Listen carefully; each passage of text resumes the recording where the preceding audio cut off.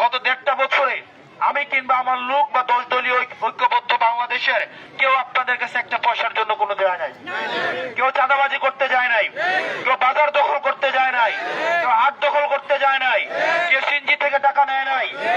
আমরা আমাদের জায়গা থেকে যারা বেকার, যারা কর্ম করে খায়, যারা রেমিটেন্স যোদ্ধা, যারা নেতা বানায়, আবার এই রেমিটেন্স যোদ্ধা যারা কর্ম করে খায়, যারা কারখানাতে কাজ করে, তাদের থেকে আবার নেতা নির্বাচিত হবে ইনশাআল্লাহ। সেজন্য আপনাদেরকে কাজ করতে হবে। আপনারা যদি নেতাদের কাছ থেকে শুধু চান কিন্তু ভোটের আগের দিন টাকার কাছে বিক্রি হয়ে যান, তাইলে কিন্তু লাভ হবে না। আপনারা কি আবার টাকার কাছে বিক্রি হবে? টাকা নিয়ে কেউ আসলে তাকে বাড়িতে জায়গা দিবেন? বাড়িতে জায়গা দিবেন? আপনারা এখানে যে আছেন, আপনারা সবাই আপনারা তো বাজার করেন, এখানে বিংলাবাড়ি মানুষ করেন না? করেন কিনা?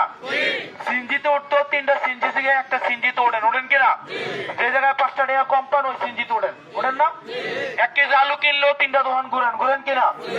1 কেজি আলু কিনলেও 3বার বাসা দিয়ে লন কিনা? একটা আলু কিনলে 1 কেজি আলু যদি নষ্ট হয়, কয়টার আলু নষ্ট হবে? 20 টাকার আলু। 20 টাকা বাঁচানোর জন্য আমরা 5 মিনিট হাঁটি না?